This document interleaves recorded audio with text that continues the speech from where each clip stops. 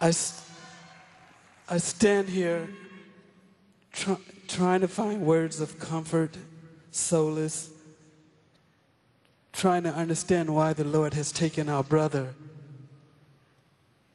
to return home from such a short visit here on earth.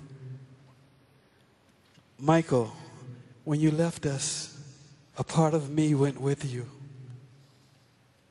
And a part of you will live forever within me, but also a part of you will live forever within all of us. Michael, I would treasure the good times, the fun we had, singing, dancing, laughing. I can remember when we used to come home from school and we would grab a quick bite to eat and we'd try to watch the Three Stooges, as much of it as possible before Mother would come in and say it's time to go to the recording studio. I also, Michael, remember a time when I went into the record store and there was this man purchasing a lot of CDs, and he would go and grab another batch of CDs. He was an older gentleman. He had short afro, butt crooked teeth, and his clothes were rumpled. I walked up behind him and said, "Michael, what are you doing in this store?" He turned to me and said, "Marlon, how did you know it was me?" I told him, "You're my brother. I can spot you anywhere, regardless of your makeup. I know your walk, I know your body language, and those shoes did not help." Michael wore the same shoes wherever we went. But I guess that was his way of trying to experience what we take for granted. We would never understand what he endured. Not being able to walk across the street without a crowd gathering around him. Being judged, ridiculed. How much pain can one take? Maybe now, Michael, they will leave you alone.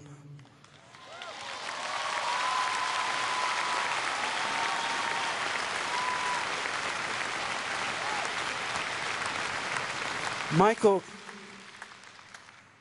was the voice of our angelic trumpets, and he will continue to be the voice, that angelic voice in heaven, nearest to our Creator, and waiting us when our day comes to pass. Michael, I love you. I will miss when we said our goodbyes.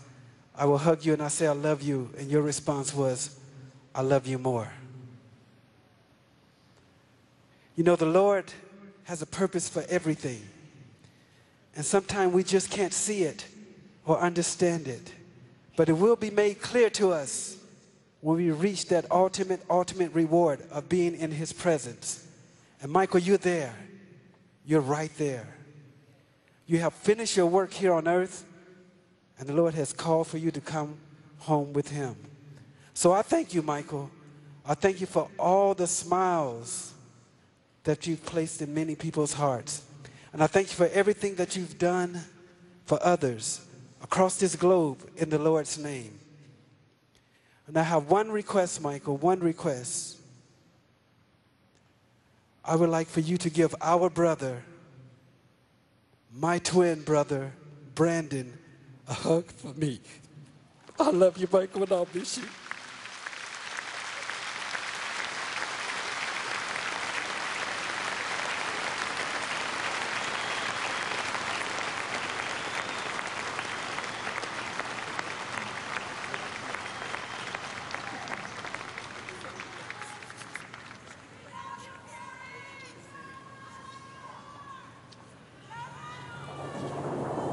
I thank you. Janet, want to say something?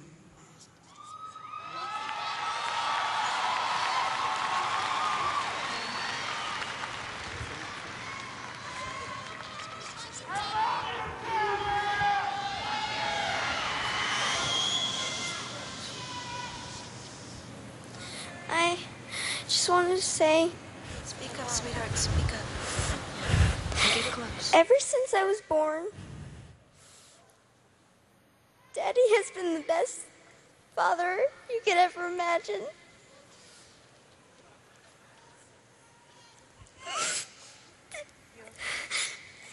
And I just wanted to say I love him so much.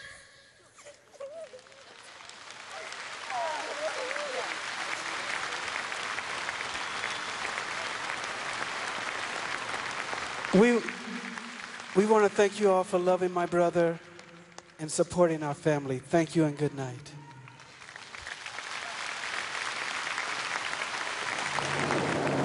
Talk about putting a human face on a very personal loss. You know, lest we forget, this man was a brother and a father and a son and a very important person in a family's life. I think 11-year-old Paris Jackson, I think, just reminded the world that this was a man and not just a musician or a dancer or a performer. Yes. I mean, you know, every generation has its artists that are produced. You know, in the 50s there was Elvis Presley, and in the 60s, and those were the icons of that period. And the icon that emerged in the 1970s was Michael Jackson. And he sustained through the 80s and 90s to the present time. And he's going to be greatly missed by so many people. But he'll live on, and it will go beyond that. Yeah. You know, as I said, my youngest child, my children today are still crazy about Michael Jackson music. And they see his videos, and yeah, the same excitement exists. The music sustains his legacy, there's no doubt about it. I thought it was a very, very moving and loving tribute.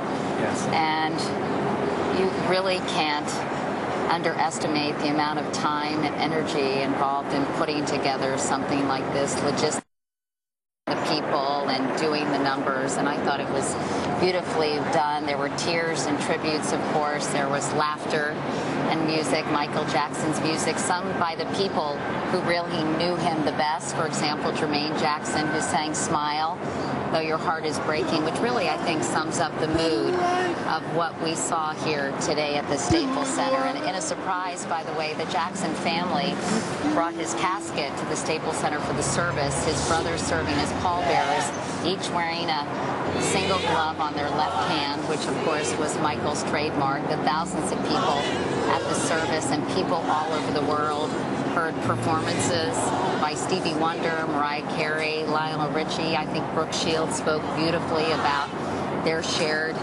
childhood experiences and someone who could relate very well to Michael. The family, by the way, has not yet made public their plans for Michael's final resting place. But I guess we'll be hearing much more about this story because the world seems fascinated with Michael Jackson and his legacy. The world has been fascinated by Michael Jackson since the 1970s, and you know, and say what you will about him, he has been so important to the fabric of our culture and the soundtrack of our lives. And the music will live on. Don't you agree, Kenny? Totally. So it's here forever.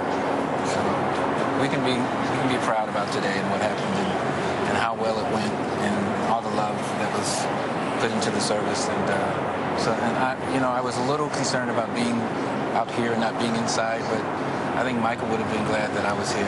Well, I think you really were able to give us some extraordinary insights from someone who really did know Michael Jackson. There are a lot of people who say they do, a lot of hangers-on, a lot of people, as you told me, he never knew he could trust. So we really appreciate you being here and sharing your memories with us and, you know, sacrificing the opportunity to be inside. Kenny Babyface Edmonds and Randy Taraborelli, thank you both so much. Thank you so much, Katie, for having us here. Thank you. And there will be more about the Michael Jackson story on your local